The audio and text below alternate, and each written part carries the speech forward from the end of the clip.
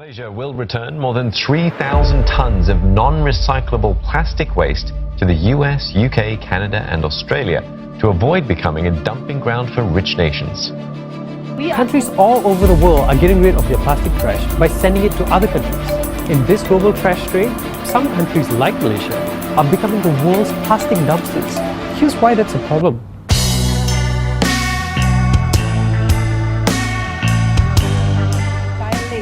Our home to untouched waters, rainforests and wetlands has turned into a popular destination for plastic waste. This was going to China, but when Beijing decided to close its doors to toxic waste, it started piling up here. They should be stopped and brought to justice.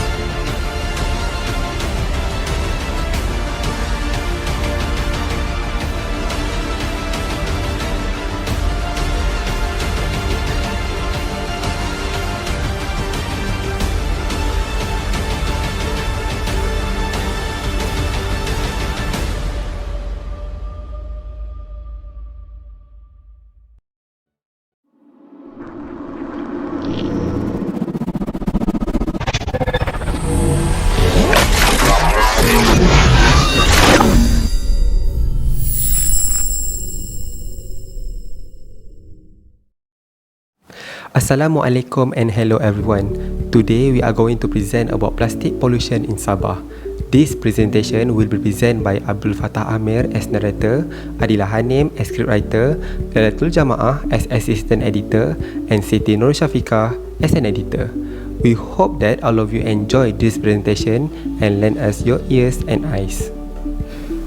Guys, let's start our discussion about this series issues in Sabah. According to National Geographic, more than 40% of plastic is used only once before being thrown, where it remains in the environment for an extended length of time.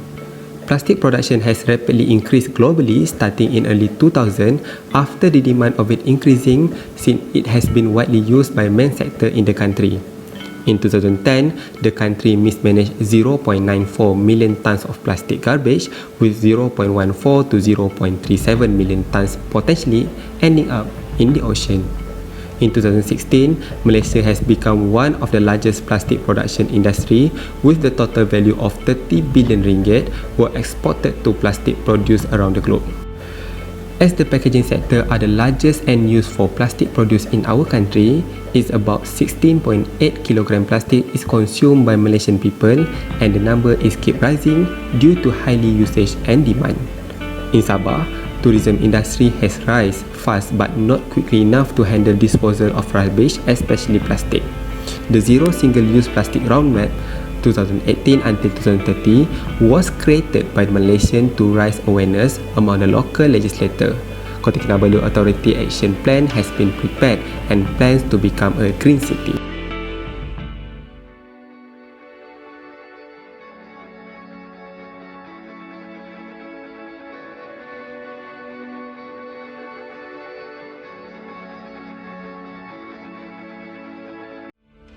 Now, let's discuss in detail the issue of plastic pollution in Sabah.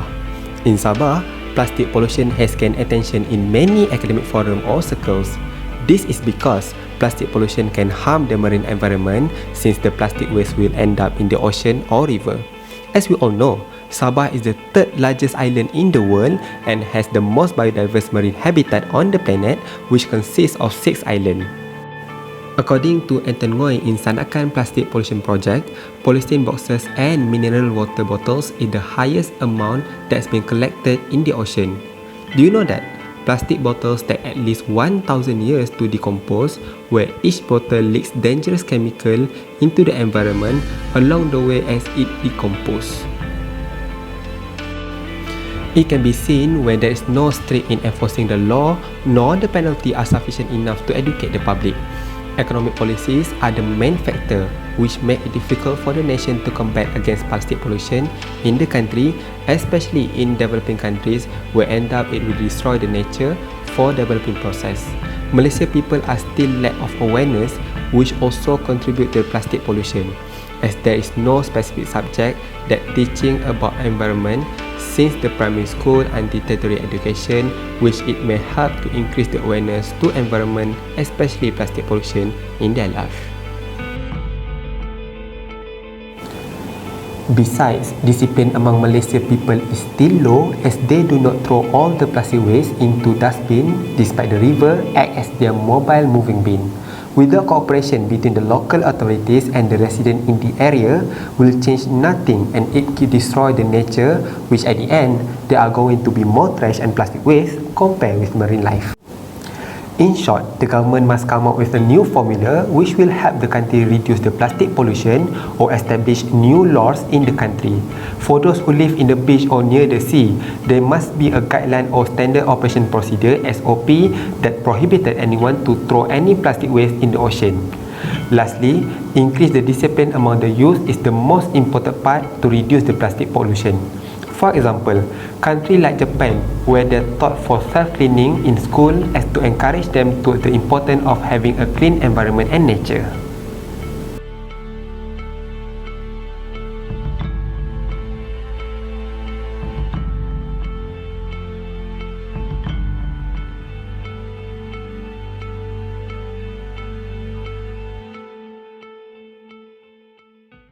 Public places. Here at the train station, you can see that the garbage bins here have very clear classification marks. Paper garbage, plastic bottles, and cans and so on are clearly marked.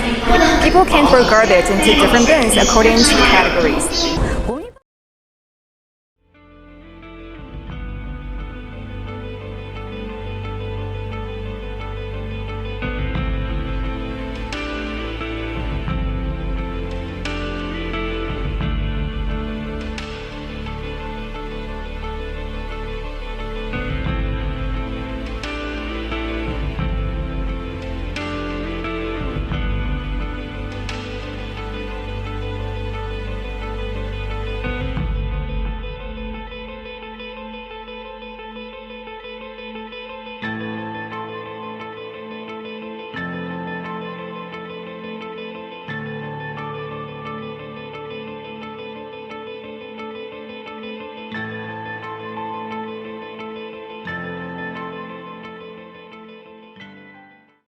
Ladies and gentlemen, now we're moving on to the next point, which is suggestion.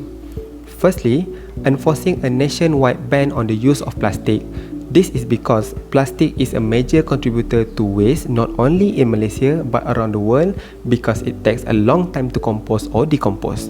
Plastic become a threat to marine life because there are issues where there is animal head getting stuck or drowning due to the people throwing plastic on the beach or sea. Next, implement 3R, which is reuse, reduce and recycle in daily life may help to overcome this issue. It can be accomplished by purchasing with attention and being alert about this product. The economy and industry also need to produce environmentally friendly product so that it can be recycled. People also can use their own creativity to recycle the goods, as for example, a bottle of detergent can be used as a flower vase. People are advised not to buy items that cannot be recycled. Creating an awareness may reduce plastic pollution in Sabah. Platform that can be used is social media to spread the awareness. Government may use media social to promote awareness. This is because the media is very easily to accessible by all groups as they can connect globally since it can access on the go and many people are able to access the internet nowadays.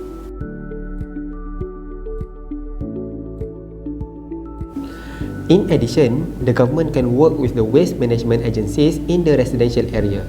The local authorities should be the mediator between the resident and the agencies involved.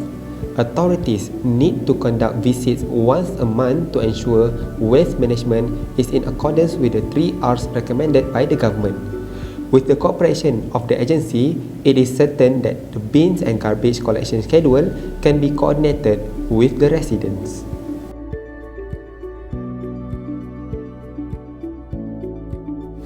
The agency can provide large bins and recycling bins in each residential area to encourage the public to recycle.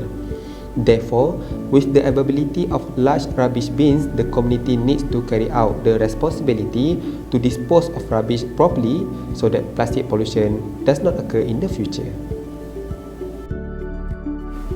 Now, the discussion is about lesson learned from plastic pollution. Plastic can contaminate the quality of our water. Every year, a lot of plastic is dumped into the ocean and therefore, due to the insoluble plastic, the plastic stays in the water, thus interfering with the cleanliness of the water.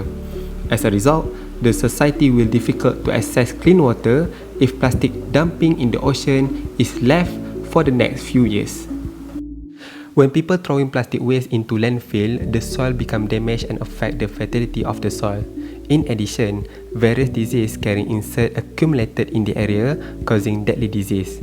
If people not stop these unhealthy activities that can contribute to the plastic pollution, it may endanger marine life. For example, a dolphin dies because a plastic ring gets stuck in its mouth and causing its life to unable to open the mouth and causes it to starve to death. Plastic pollution can ruin the quality life of the all communities on this earth. Where people can use other alternatives such as the use of cloth bag, paper bags or any other type, but instead of plastic bags to carry out daily activities such as buying goods in the market and other uses. To make it short, plastic pollution affects the entire earth including human, wildlife and aquatic life. It spread like an incurable disease. Therefore, every society must all be aware of its adverse effect on all life on the surface of this earth in order to be able to control and prevent unwanted things as soon as possible.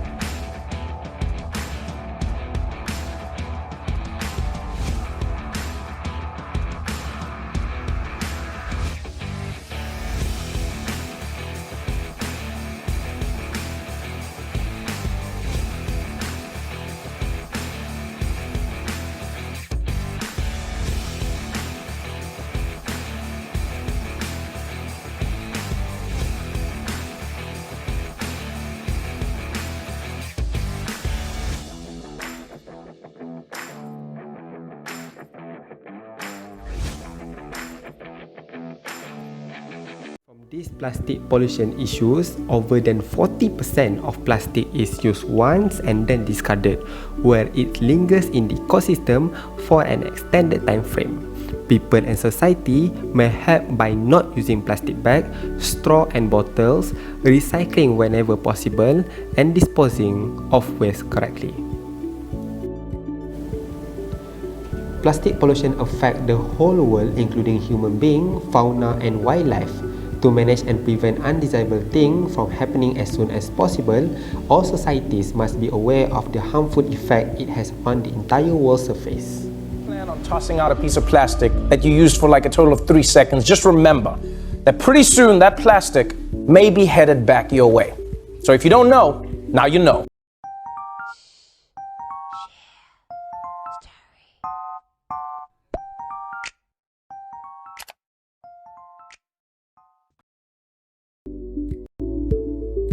Okay then, that's all from us. Thank you for listening and watching our presentation. We hope that all of you get input from our presentation. Stay safe everyone and Assalamualaikum.